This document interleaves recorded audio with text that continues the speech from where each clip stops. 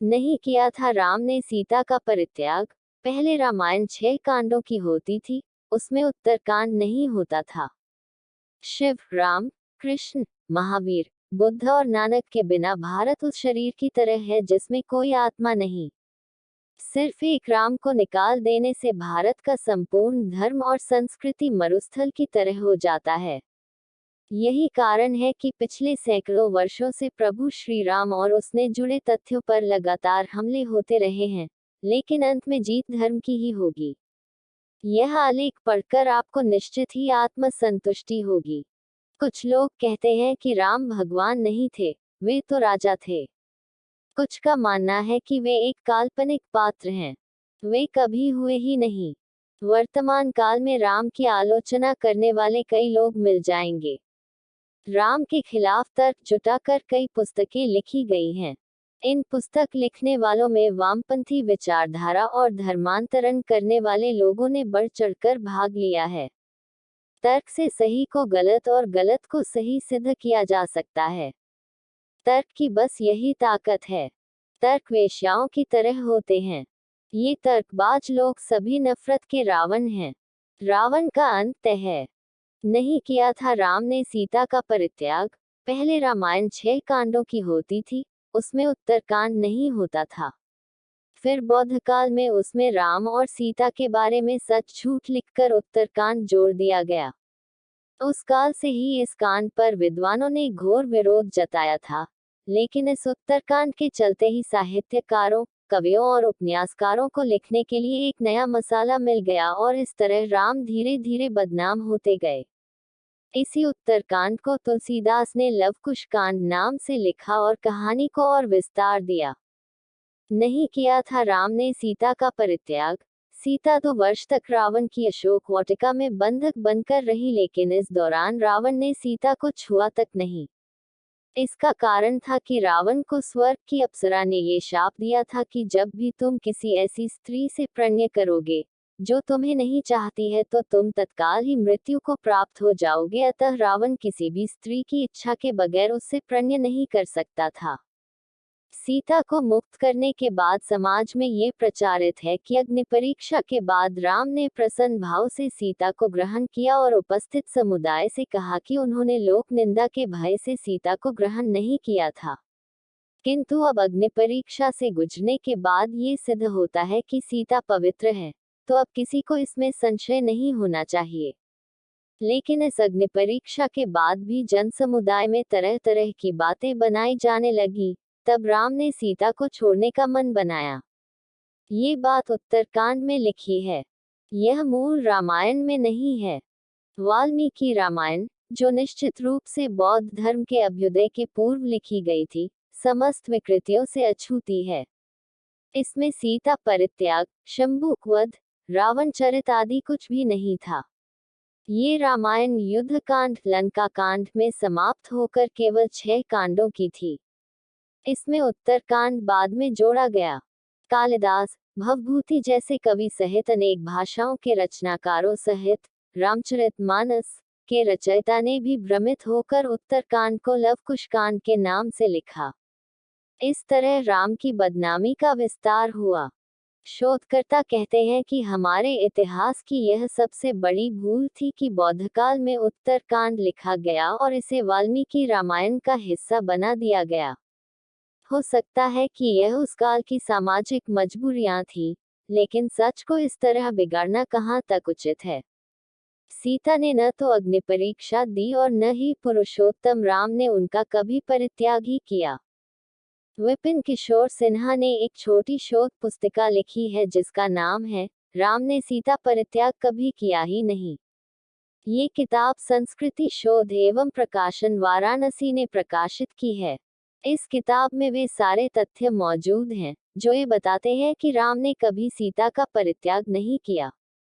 राम कथा पर सबसे प्रामाणिक शोध करने वाले फादर कामिल बुल्के का स्पष्ट मत है कि वाल्मीकि रामायण का उत्तरकांड मूल रामायण के बहुत बाद की पुनर्तः प्रक्षिप्त रचना है। रामकथा उत्पत्ति विकास हिंदी परिषद, हिंदी विभाग, प्रयाग विश्वविद्यालय, प्रथम संस्करण 1950। प्रभु श्री राम राजा या भगवान, हिंदू धर्म के आलोचक खासकर राम की जरूर आलोचना करते हैं, क्योंकि उन्हें मालूम है कि राम हिंदू धर्म का सबसे मजबूत आधार स्तंभ है। इस स्तंभ को गिरा दिया गया तो हिंदुओं को धर्मांतरित करना और आसान हो जाएगा। इसी नीति के चलते तथाकथित धर्मनिरपेक्ष ताकतों के साथ मिलकर राम को एक सामान्य पुरुष घोषित करने की साजिश की जाती रही है। वे कहते हैं कि राम कोई भगवान नहीं थे, वे तो महज एक राजा थे। उन्होंने समाज और धर्म के लिए क्या किया? वे तो अपनी स्त्री के लिए रावण से लड़े और उसे उसके चंगुल से मुक्त कराकर लाए। इससे वे भगवान कैसे हो गए? भगवान राम को मर्यादा पुरुषोत्तम कहा गया है, अर्थात पुरुषों में सबसे श्रेष्ठ उत्तम पुरुष।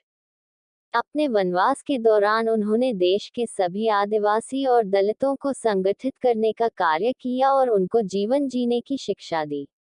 इस दौरान उन्होंने सादगी भरा जीवन जिया। उन्होंने देश के सभी संतों के आश्रमों को बर्बर लोगों के आतंक से बचाया। इसका उदाहरण सिर्फ रामायण में ही नहीं, देश भर में बिखरे पड़े साक्ष्यों में आसानी से मिल जाएगा। भगवान राम भारत निर्माता थे। उन्होंने ही सर्वप्रथम भारत की सभी जातियों और संप्रदायों को एक सूत्र में बांधने का कार्य अपने 14 वर्ष के वनवास के दौरान किया था। 14 वर्ष के वनवास में से अंतिम 2 वर्ष को छोड़कर राम ने 12 वर्षों तक भारत के आदिवासियों और दलितों को भारत की मुख्य धारा से जोड़ने का भरपूर प्रयास किया। शुरुआत होती है केवट प्रसंग से। इसके बाद चित्रकूट में रहकर उन्होंने धर्म और कर्म की शिक्षा दीक्षा ली। यहीं पर वाल्मीकि आश्रम और मांडव्य आश्रम था। यहीं पर से राम के भाई भरत उनकी चरण पादुका ले गए थे। चित्रकूट के पास ही सतना में अत्रि ऋषि का आश्रम था। दंडकारण्य। अत्रि को राक्षसों से मुक्ति दिलाने के बाद वे दंडकारण्य क्षेत्र में चले गए, जहां आदिवासियों की बहुलता थी। यहाँ के आदिवासियों को बानासुर के अत्याचार से मुक्त कराने के बाद वे 10 वर्षों तक आदिवासियों के बीच ही रहे।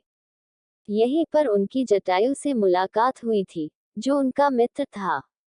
जब रावण सीता को हरण करके ले गया था, तब सीता की खोज में राम का पहला सामना शबरी से हुआ था। इसके बाद वानर जाति के हनुमान और सुग्रीव से। इसी दंडकारण्य क्षेत्र में रहकर राम ने अखंड भारत के सभी दलितों को अपना बनाया और उनको श्रेष्ठ धर्म, अर्थ, काम और मोक्ष की शिक्षा दी। भारतीय राज्य तमिलनाडु, महाराष्ट्र, आंध्र प्रदेश, मध्य प्रदेश, केरल, कर्नाटक सहित Nepal, Laos, Kampuchea, Malaysia, Cambodia, Indonesia, Bangladesh, Bhutan, Sri Lanka, Bali, Java, Sumatra और थाईलैंड आदि देशों की लोक संस्कृति व ग्रंथों में आज भी राम इसीलिए जिंदा हैं। श्री राम ऐसे पहले व्यक्ति थे जिन्होंने धार्मिक आधार पर संपूर्ण अखंड भारत के दलित और आदिवासियों को एकजुट कर दिया था। इस संपूर्ण क्षेत्र के आदिवासियों में राम और हनुमान को सबसे ज्यादा पूजनीय इसीलिए माना जाता है। लेकिन अंग्रेज काल में ईसाइयों ने भारत के इसी हिस्से में धर्मांतरण का कुचक्र चलाया और राम को दलितों से काटने के लिए सभी तरह की साजिश की, जो आज भी जारी है। राम राजा नहीं भगवान। जब भी कोई अवतार जन्म लेता है तो उसके कुछ चिन्ह या लक्षण होते हैं और उसके अवतार होने की गवाही देने वाला कोई होता है। राम ने जब जन्म लिया तो उनके चरणों में कमल के फूल अंकित थे, जैसा कि कृष्ण के चरणों में थे। राम के साथ हनुमान जैसा सर्वशक्तिमान देव को होना इस बात की सूचना है कि राम भगवान थे। रावण जैसा विद्वान और मायावी क्या एक सामान्य पुरुष के हाथों मारा जा सकता है? इन सब को छोड़ भी दे तो ब्रह्मर्षि वशिष्ठ और विश्वामित्र ने इस बात की पुष्टि की कि राम सामान्य पुरुष नहीं, भगवान है, और वह भी विष्णु के अवतार। इक्ष्वाकु वंश में एक नहीं, कई भगवान हुए। उनमें से सबसे पहला नाम ऋषभनाथ का आता है, जो जैन धर्म के पहले तीर्थंकर थे। शूद्र और राम। वैसे तो राम के काल में कोई ऊंचा या नीचा नहीं होता था। भगवान किसी जाति वर्ग के नहीं होते और न ही वे मनुष्य जाति में भेद करते हैं। रामायण काल में जातिगत जो भिन्नता थी वह मनुष्यों के रंग, रूप और आकार को लेकर थी। जैसे वानर, ऋक्ष, रक्ष और किरात जातियां मनुष्य से भिन्न थी।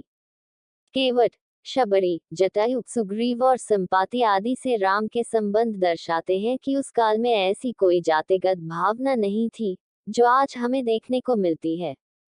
हनुमान जी के गुरु मतंग ऋषि आज की जातिगत व्यवस्था अनुसार तो दलित ही कहलाएंगे।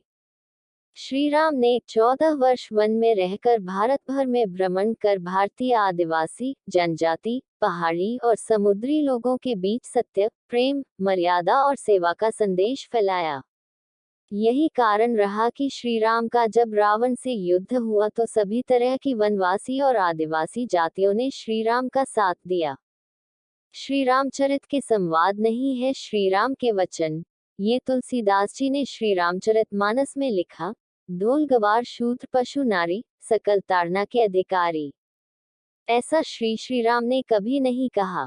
यदि रामानंद सागर कोई रामायण लिखते हैं और वे अपनी इच्छा से जब श्री राम के डायलॉग लिखते हैं, तो इसका यह मतलब तो नहीं लगाना चाहिए कि ऐसा श्री राम ने बोला है। तुलसीदास द्वारा लिखे गए इस एक वाक्य के कारण श्री राम की बहुत बदनामी हुई। कोई यह नहीं सोचता कि जब कोई लेखक अपने तरीके से रामायण लिखता है तो उस समय उस पर उस काल की परिस्थिति और अपने विचार ही हावी रहते हैं। श्री राम की जल समाधि। श्री राम द्वारा जल समाधि लेने की घटना को हिंदू दलितों का धर्मांतरण करने वाले आलोचकों ने आत्महत्या करना बताया। मध्यकाल में ऐसे बहुत से साधु हुए हैं जिन्होंने जिंदा रहते हुए सभी के सामने धीरे धीरे देह छोड़ दी और फिर उनकी समाधि बनाई गई। राजस्थान के महान संत बाबा रामदेव रामापीर ने जिंदा समाधि ले ली थी, तो क्या हम ये कहें कि उन्होंने आत्महत्या कर ली? अयोध्या आगमन के बाद राम ने कई वर्षों तक अयोध्या का राजपाट संभाला और इसके बाद गुरु वशिष्ठ व ब्रह्मा ने उनको संसार से मुक्त हो जाने का आदेश दिया। एक घटना के बाद उन्होंने जल समाधि ले ली थी। सरयू नदी में श्री राम ने जल समाधि ले ली थी। अश्विन पूर्णिमा के दिन मर्यादा पुरुषोत्तम राम ने अयोध्या से सटे फैजाबाद शहर के सरयू किनारे जल समाधि लेकर महाप्रयाण किया। श्री राम ने सभी की उपस्थिति में ब्रह्म मुहूर्त में सरयू नदी की ओर प्रयाण किया। उनके पीछे थे उनके परिवार के सदस्य भरत, शत्रुघ्न, उर्मिला, मांडवी और श्रुतकीर्ति। ओम का उच्चारण करते हुए वे सरयू के जल में एक एक पग आगे बढ़ते गए और जल उनके हृदय और अधरों को छूता हुआ सिर के ऊपर चढ़ गया। क्यों ली जल समाधि? यमराज ये जानते थे कि भगवान की इच्छा के ना भगवान न तो स्वयं शरीर का त्याग करेंगे और न शेषनाग के अंशावतार लक्ष्मण जी। ऐसे में यमराज ने एक चाल चली। एक न यमराज सी विषय पर बात करने भगवान राम के पास आ पहुंचे। भगवान राम ने जब यमराज से आने का कारण पूछा तो यमराज ने कहा कि आपसे कुछ जरूरी बातें करनी है। भगवान राम यमराज को अपने कक्ष में ले गए। यमराज ने कहा कि मैं चाहता हूं कि जब तक मेरी और आपकी बात हो उस बीच कोई इस कक्ष में नहीं आए। यमराज ने अपनी बात को आगे बढ़ाते हुए कहा कि अगर कोई बीच में आ जाता है तो आप उसे मृत्युदंड देंगे। भगवान राम ने यमराज की बात मान ली और यह सोचकर कि लक्ष्मण उनके सबसे आज्ञाकारी हैं, उन्होंने लक्ष्मण जी को पहरे पर बैठा दिया। यमराज और राम जी की बात जब चल रही थी उसी समय दुर्वासा ऋषि अयोध्या पहुंच गए और राम जी से तुरंत मिलने की इच्छा जताई। लक्ष्मण जी ने कहा कि भगवान राम अभी यमराज के साथ शेष चर्चा कर रहे हैं। भगवान की आज्ञा है कि जब तक उनकी बात समाप्त नहीं हो जाए कोई उनके कक्ष में नहीं आए। ये आपसे अनुरोध है कि आप कुछ समय प्रतीक्षा करें। ऋषि दुर्वासा लक्ष्मण जी की बातों से तह हो गए और कहा कि अभी जाकर राम से कहो कि मैं उनसे मिलना चाहता हूँ, अन्यथा मैं पूरी अयोध्या को नष्ट होने का शाप दे दूंगा।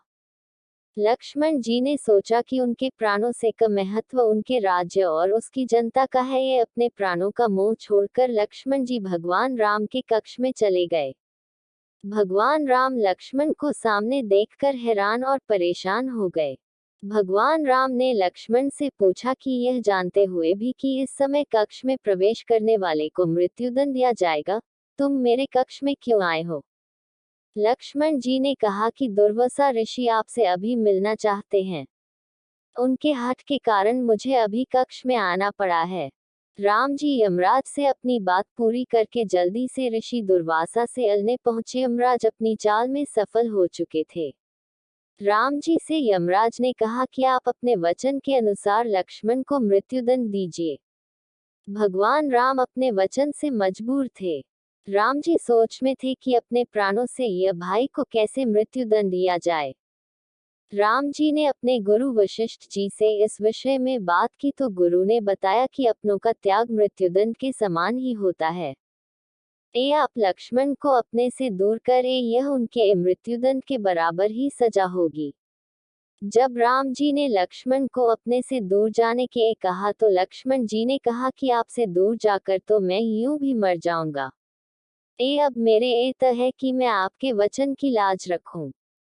लक्ष्मण जी भगवान राम को प्रणाम करके राजमहल से चल पड़े और सरयू नदी में जाकर जल समाधि ले ली।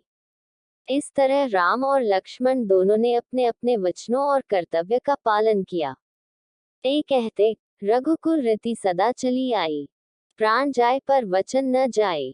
अगर आपको ये स्टोरी अच्छी लगी हो तो इसे जरूर शेयर करें और इसी तरह के अन्य लेख पढ़ने के लिए सब्सक्राइब की बटन दबाएं।